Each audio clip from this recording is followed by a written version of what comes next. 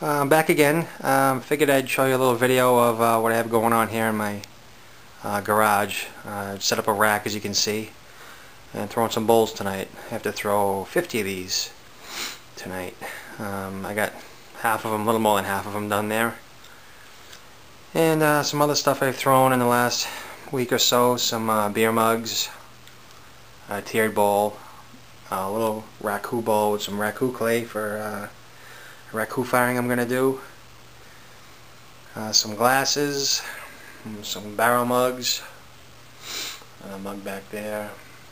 Threw a little bottle, flower pot, little plate there.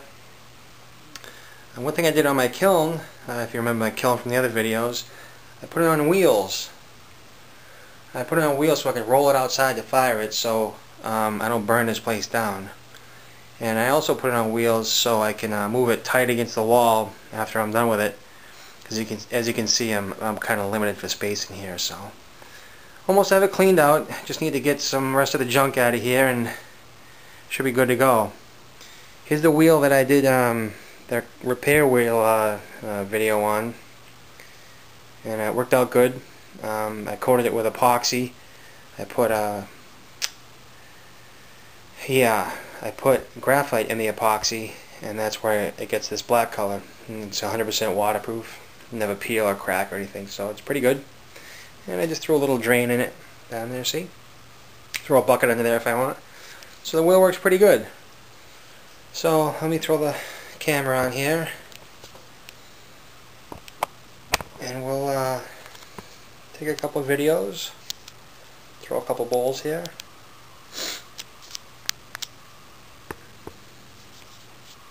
Okay, just zoomed in a little bit. Get a couple of bowls thrown here. Show you how I throw the bowls that I make for the studio. These are our birthday bowls, the cereal bowls, ice cream bowls. And if you're a fan of Simon Leach, they're going to look awful familiar. They're same size as Simon's GP bowls, as general purpose bowls. Just a little bowl with a rolled rim, so. Coating the clay. These are 1 pound balls, by the way. Simon uses 450 grams. Mine are a little heavier. So I drop a hole, pull it out.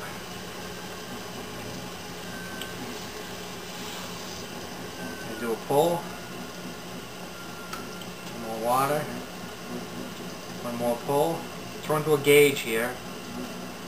So when I stop my rim, I fold it over about that far away from the gauge.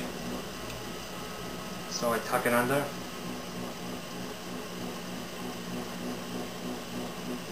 There's the rolled rim. Now what I do is I take my fingers here like this, and I pinch like this for the final shape.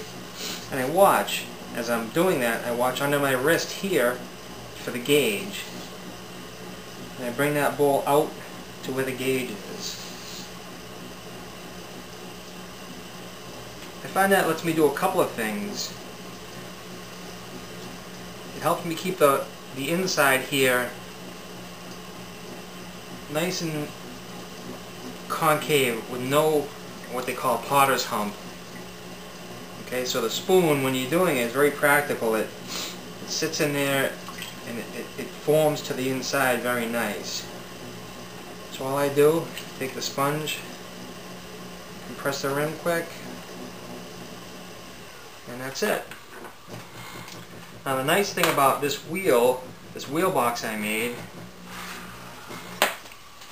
is I have a board, and the board sits right like that in the wheel box. So I can pluck this ball right off of here and stick it on there. So we'll do that one more time.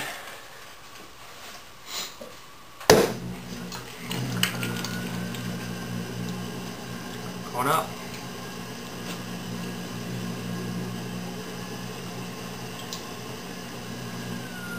This wheel used to be very, very loud. I replaced the bearings in it.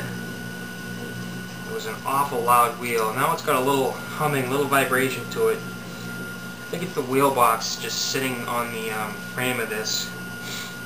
I need to put a couple more screws in it. Maybe I'll put some rubber washers in between, and it'll stop that. I think it'll stop that vibration that I have there. So, pulling up.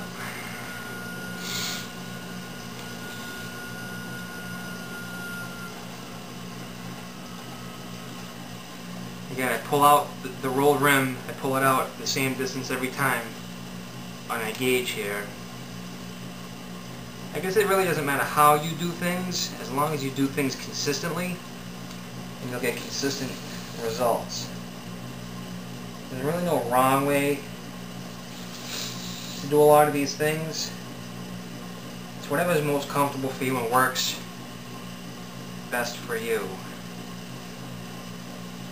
So, number 2. Yeah. I'm not trimming these because, honestly, my stick, I don't have a stick here today. Everything is at the studio. So I'll trim these up. Give me an extra 4 or 5 seconds to trim these when I do trim them, because you have a little bit of extra clay stuck to the bottom. It won't be an issue. So, pluck this off and back on the board. Alright.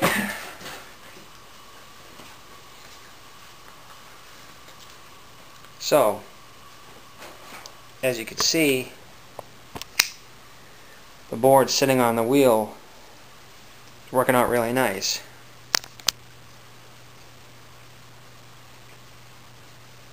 Which is what I wanted, because it's very handy to have a board in very close proximity when you're throwing repetition like this.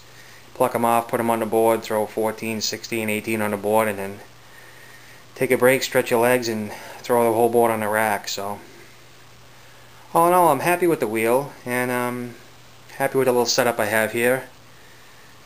Junk, chairs, I have to get those chairs out of here, and of course some other junk over here on the table, my glazing table. And hopefully I'll be doing a cone 10 firing shortly. I have a whole box of bisque here. This is a bunch of different, 3-4 different kinds of clays. I'm going to do some glaze tests on, and I'm going to pick my favorite of the 4 or 5 different clays I have in there. I'm looking for a good reduction body from a local supplier. So that's it. So I hope you enjoyed the video, and email me if you have any questions. Thanks.